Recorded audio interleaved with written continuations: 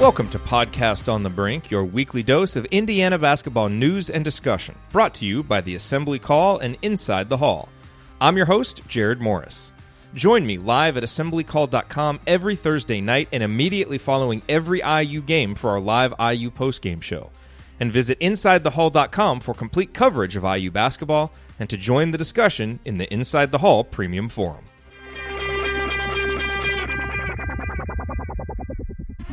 Indiana basketball mini-series tickets are now available online at iuhoosiers.com. Both 5-game and 3-game packages are now available, featuring games against Louisiana Tech, South Dakota State, Arkansas, Northwestern, and Ohio State. Come check out your Indiana Hoosiers for these games over break inside beautiful Simon Scott Assembly Hall. You can visit iuhoosiers.com for more information. Go IU!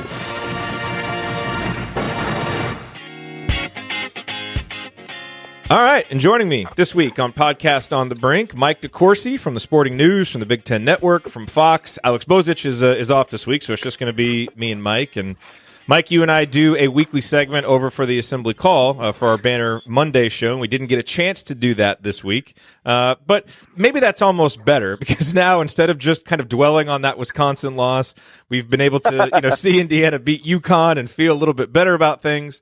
But more importantly, I think learn a little bit more about this Indiana team. So I guess that's my first question for you to kick things off here is, what do you feel like we know about this Indiana team now after 10 games and, a couple of up and down performances here of late? I think the first thing we know for certain is that there are about 1 million ways they can play this. And they need to find the best 4 or 5 or whatever the right number is. They have so many different parts and so many different combinations. I mean, I'm not a mathematician. I don't know how many different ways you can combine 10 or 11 players, but I bet it's more than, Arch wants to manage. So he has to figure out a more consistent, more effective rotation, better combinations. And I think some of that will flow from having Rob Finney back full time. When that happens, I mean, last night was a nice moment for him, but he still wasn't all the way there in terms of his role and what he will be asked to do. So I think it starts with that, but there are a lot of different things that they can do. And there are times, and I am sure that there were fans who watched that game who were giving up on individual players as the game transpired. And Joey Brunk would be the prime example of that. You couple the struggles he had defending Nate Reavers with his struggles in the first half to establish any real feel, and he really has to come a ways on defense. There's no question about that. He has to find out how to be effective with what his tools are.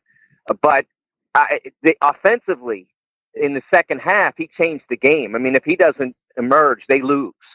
And it would have been very easy to say, I'm not playing that guy anymore. He's not guarding.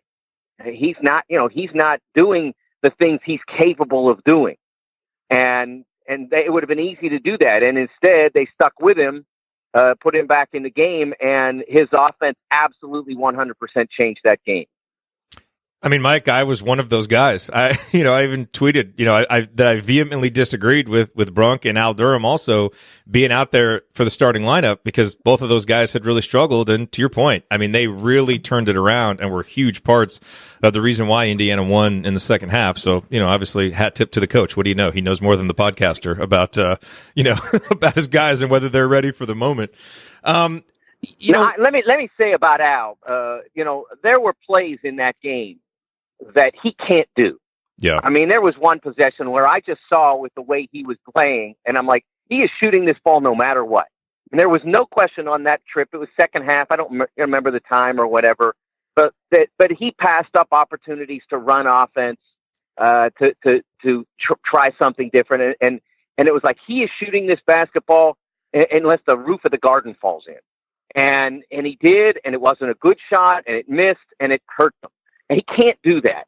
There are going to be enough shots for him when he's on the floor. He's a very capable offensive player, and he showed that down the stretch. He made big baskets and big moves. And so so you need him to do that, and he has to understand that the ability to do that and the time to do that are not always the same. He has to understand good shot selection. This team is not good. It is not good enough offensively at this stage of its evolution to be able to afford bad trips like that. Yeah, and I think Al in particular is really going to be helped by more minutes from Rob Finney. Once Rob can handle a heavier load of the ball handling duties, knock on all the wood that's out there, that he can stay, get healthy and stay healthy. I think that'll really help Devontae and Al. So hopefully that's something that that improves that as we move forward. I want to talk with you about Justin Smith, because what I've kind of noticed about Justin, especially over these last few games, and it's not something that I was expecting coming into the season, and curious if you agree with this characterization or not, I think he's become one of the most important glue guys in the Big Ten. A guy who, his numbers may not jump out, and his numbers last night didn't necessarily jump out, but he's really become a guy who's doing a lot of the little things and playing well on defense and getting steals and doing some of those things. And I think it has shown some important maturity from him as a junior. Are you seeing some of the same? Absolutely. One of the biggest plays of the UConn game was the tap out. And I don't remember the exact timing on it or exactly what developed, but I believe it was in the final minute. And there was a tap out, and I stopped my tape. Not my tape, but the live broadcast with the DVR. I stopped it, and I was like, wait, was that Trace? Is that who tapped it out? Who was that? Was it one of the guards? And then I ran it back, and it was Justin, and it was an essential play. I mean, it was the kind of play that you can't live without. They got an extra possession out of it, and they were able to win the game because of it. And that's the kind of thing that fits exactly into what you're talking about. He doesn't necessarily need to be a great scorer. And, of course, I've been saying this for a long time about him. He doesn't need to be a great scorer to be an effective player. He needs to be a great defender. He needs to get extra possessions. And if he makes baskets like he did on the beautiful inbound play they ran, great. If he makes a shot, great. He had one wide open shot that they ran great offense, got him a wide open shot, and he missed it. And it's one of those deals where, if he makes that shot, then he becomes an even more important part of the offense. You're not going to make every single one, but it was wide open. It's the kind of shot you really want that guy to make in that situation when they were struggling for buckets. So he still isn't quite all the way to what he's capable of being, but as long as he's delivering what you're talking about, those glue moments, that tap out that I talked about, as long as he's doing that, he's an essential player, and guarding his guy, of course, which he did very well last night. Mike, after the schedule obviously started out very slow, Indiana's now played 4 or 5 games against teams that are 76th or better in KenPom. They're 3-1 in those games. They picked up 2 of the big non-conference wins that they needed, including one on the neutral site. But there's that Wisconsin loss sitting there, at Wisconsin, where Indiana was basically non-competitive for the entire game. What do you take away from that game? Are you in the camp that was just kind of one day, let's chalk it up and not put, too much importance on it? Or are there some lingering concerns that you have, from that game that you kind of carry forward now for this team? I think they were largely caught by surprise in that game. They game planned for Wisconsin, the Wisconsin that had shown up for 10 games in the 2019-20 season. They game planned for that. Wisconsin was not playing well enough playing that way. And so they amped the pace a little bit, and they played faster. And it hit Indiana like a blindside block, and they didn't recover well from it. And so you have to look at it and say to yourself that we can make that an aberration. If we played Wisconsin again, even on the road, which of course they won't have to do, and it's a tough place to play anyway, we'll be ready for whatever they have. This was not who they'd been at all this year. And, of course, a year ago they were playing Ethan Happ ball, and they don't have Ethan Happ anymore, so they knew they weren't going to see that. So Wisconsin changed up their style, and they weren't ready for it mentally, and it hit them hard, and they didn't play well, and they never got back in the game. And so I would say that last night showed that that's an aberration, because they defended, with the exception of the problems that I talked about that Joey had. They defended pretty well in that game. They did not give a lot of open looks. Now, some of that was the way the game was officiated. That was a 2013 game we watched last year, and I don't mean 20-13. I mean the year 2013 when body blows and hands-on defense were allowed. That happened last night for both sides. UConn needed to play that way, I think, to be in the game. Indiana did not, but needed to respond to play that way if that's the way it was going to be played, and they did. So good for them, but I don't think I hope you don't see a lot more games like that this year. I sure hope we're not backsliding in terms of physical defense in the broader college game. Agreed. Based on what you've seen so far, and not just necessarily like the resume that they're developing, but just kind of what you've seen, does this Indiana team look like a tournament team to you? It looks like it can be a tournament team. And that goes back to what I talked about at the Open, where they have so many different things they can be. Well, they can be also, in addition to the technical elements of big, small, medium size, 4 out and 1 in, or whatever, pick and roll. There's so many different combinations they can play, and so many different defensive combinations as well. They can also be good, great, or mediocre. And so, and mediocre some years in the right mediocre can get you in, but the wrong mediocre, like last year, gets you out. So I think they want to be good to very good to exceptional. Exceptional is going to require a real synergy that they haven't yet found, and it's not going to be easy to find because of the nature of the team. But is possible if Rob makes a huge impact on their offensive approach. If his direction, that introduction of that direction, gives them a better offensive definition, then the high end of what they can be comes more into play. All right, I'm going to jump in here real quick because we need to talk about apparel. And that means that we need to talk about our friends at homefieldapparel.com because Christmas is coming up. You've got shopping to do, and you've probably got IU fans on your list. And if you do, then homefieldapparel.com is the place that you need to go, or it's where you need to be telling people to go who ask you for their Christmas list. Because Homefield Apparel has so many great T-shirts and sweatshirts for yourself or for the IU fan in your life. And, if you're looking to commemorate the football team's great season, you can get the 9 Windiana shirt. Those Homefield Apparel guys, they were prescient, although I guess we'll see if Indiana wins the bowl game. But just the fact that they have the chance is pretty incredible. They've got all the shirts that they released during the football season.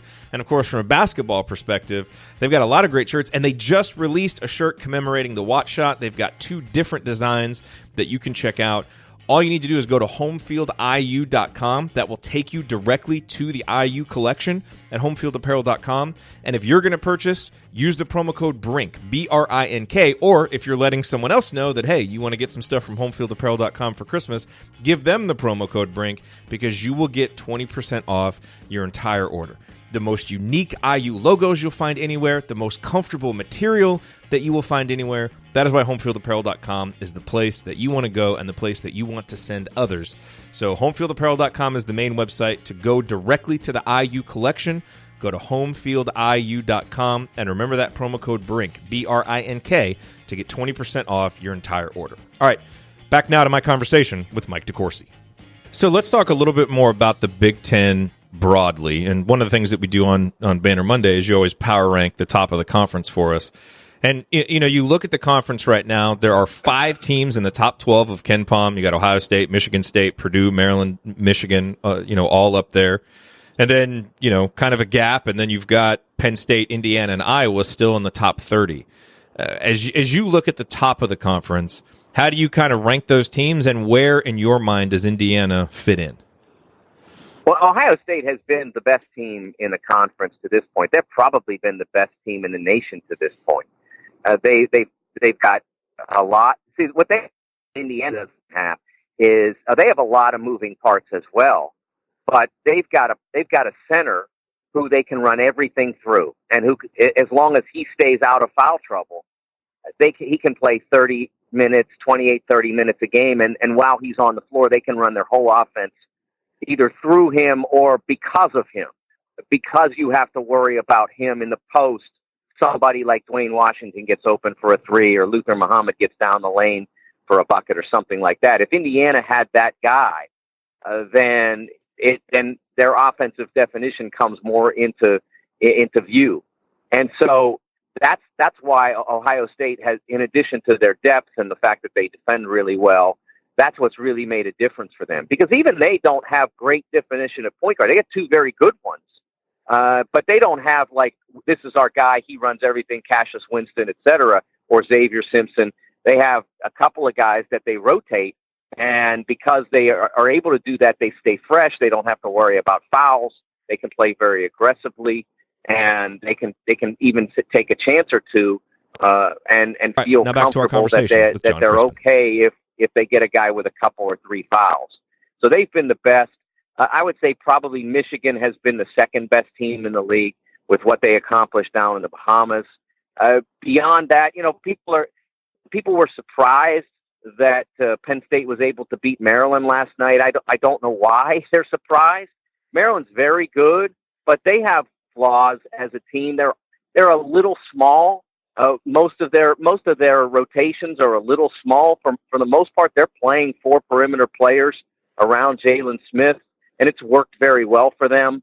But you can overpower them in positions. And when you have Mike Watkins and Lamar Stevens out there, John Harrah to a lesser extent, Penn State was able to overpower them. Penn State didn't even play well, to be honest with you. Offensively, they still had moments in that game where they were not effective, but they were able to persevere through those times, and they played very good defense on what Maryland has to offer. So I'd play Maryland third. Where does Indiana fit? Again, a lot of it is what they can be more so than what they are. But right now, where they fit is probably in the range of teams, 5, 6, something like that, maybe 7 at the worst, 5 at the best. And I think that I think they still have a long way to go in their evolution as a team. And this next month will be very good for them because they have a little time for what John Calipari at Kentucky calls Camp Cal. There's no alliterative deal for Arch, maybe the Arch Academy, let's say.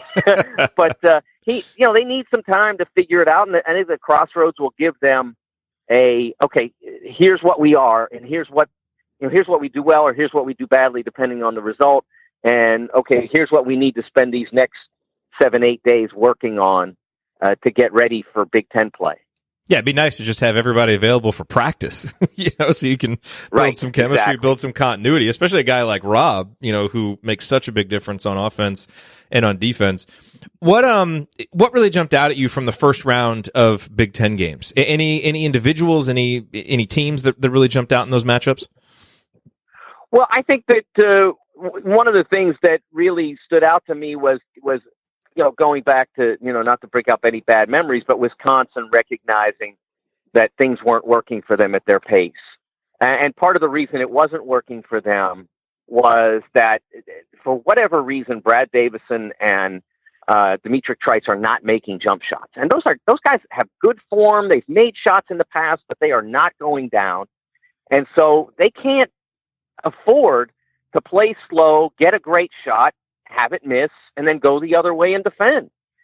So they needed to pick up the pace. And what was interesting about the Indiana game was that those guys still didn't make any shots, but playing with a better pace got better shots for other guys like Kobe King. And so that made them better. So that tweak, or whatever you want to call it, that they did at Wisconsin, that stood out to me without a doubt.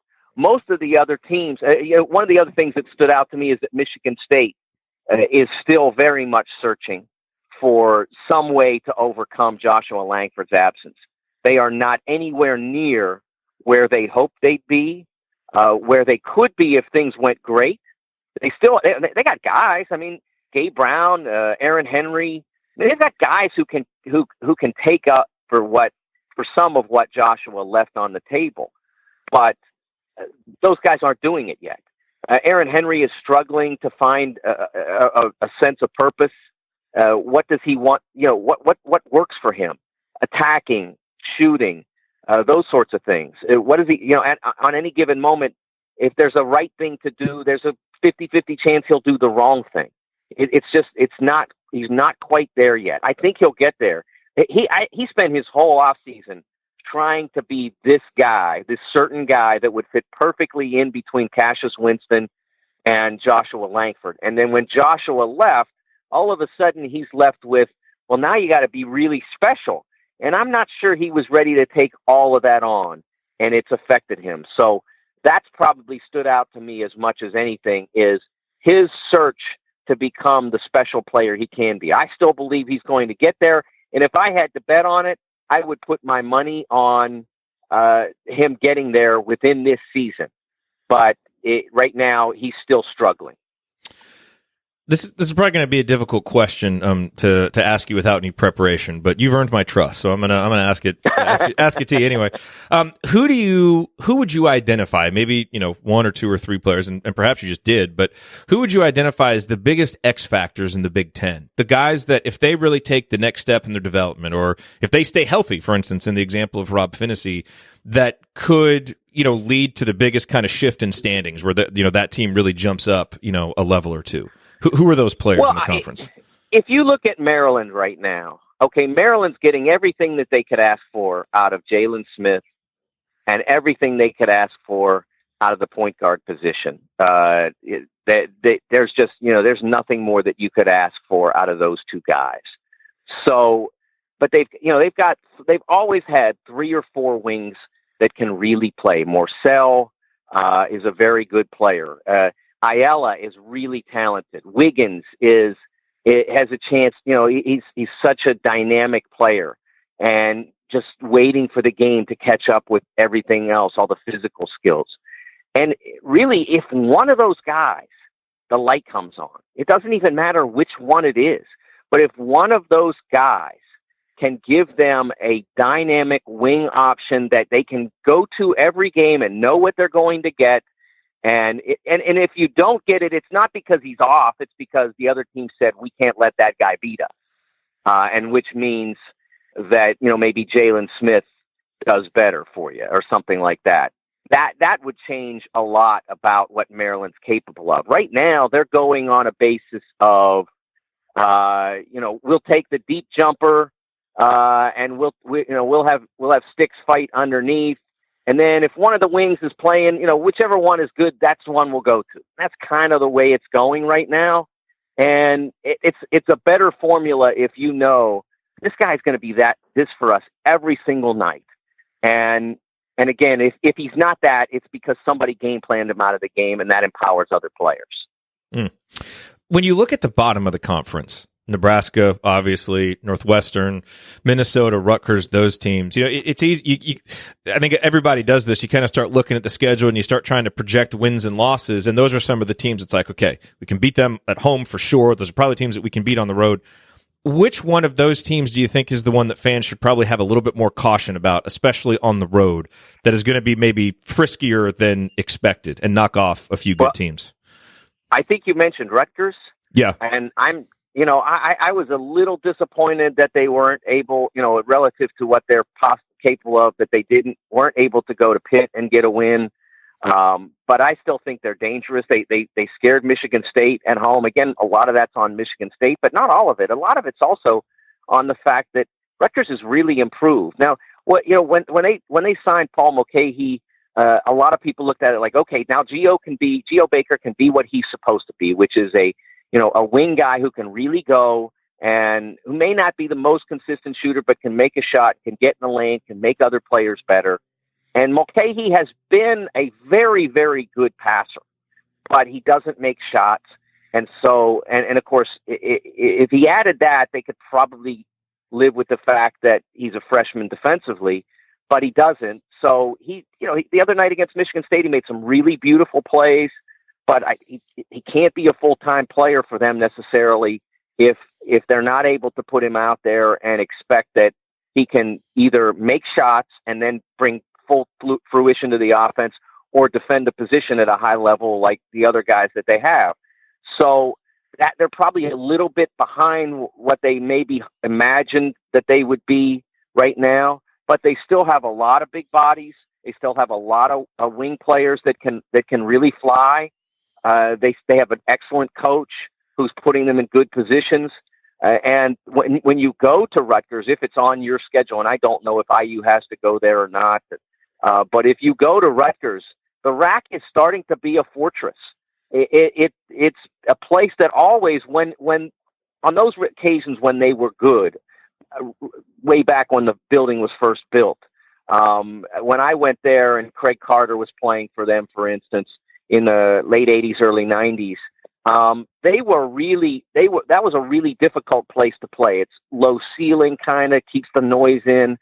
So, when it's full and people are into it, it's a hard place to play. So, if I were given a choice, for instance, and obviously nobody is, but if you were given a choice, okay, you can play a road game at Northwestern, you can play a road game at Rutgers. There is no question right now with the state of Northwestern's team versus the state of Rutgers' team, as well as the state of the audience and the difficulties they'll impose upon you. I would much rather play at Northwestern right now. Indiana does play at Rutgers. Major letdown potential because it comes a few days after current number one Ohio State comes to Assembly Hall. So after we get that big victory, then we got to go to Rutgers. Hopefully, hopefully the Hoosiers are ready for that.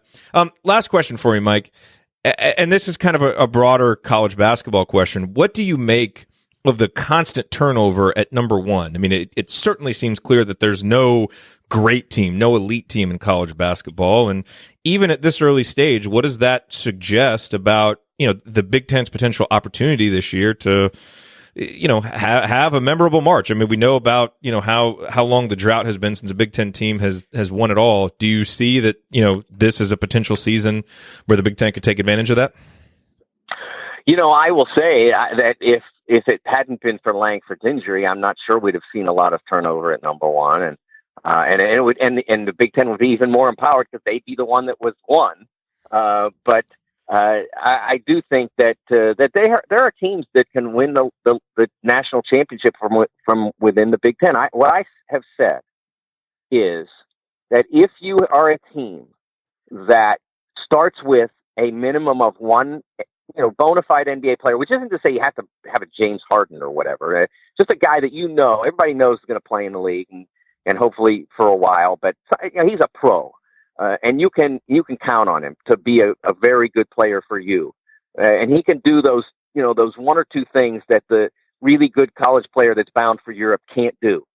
If you've got that, and then you on the way through the course of the year build a top level offense and defense, top 25, top 30, whatever, that you can eventually climb up toward the top of the charts as you win games in March.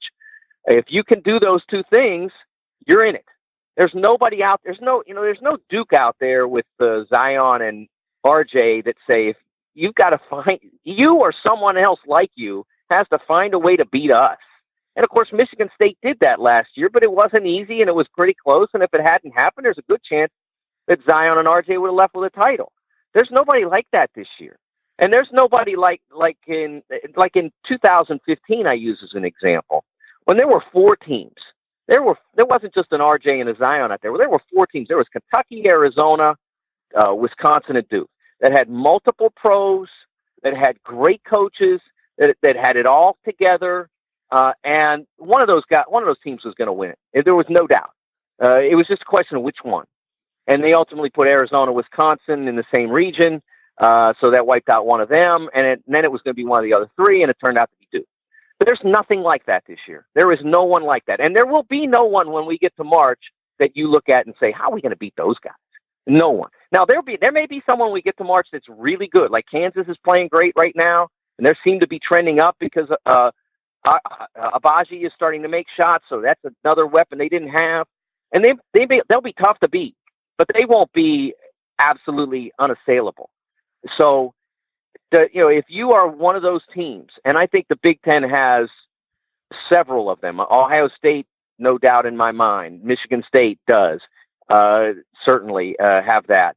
And Penn State has that. I don't think they'll win it, but they have those qualities, at least at the in terms of the pro and or pros, and then in terms of their defense, they're certainly going to be top level defense. Their offense has to come a long way from where they were last night, from where they've been in this season. They got weapons, but they need flow.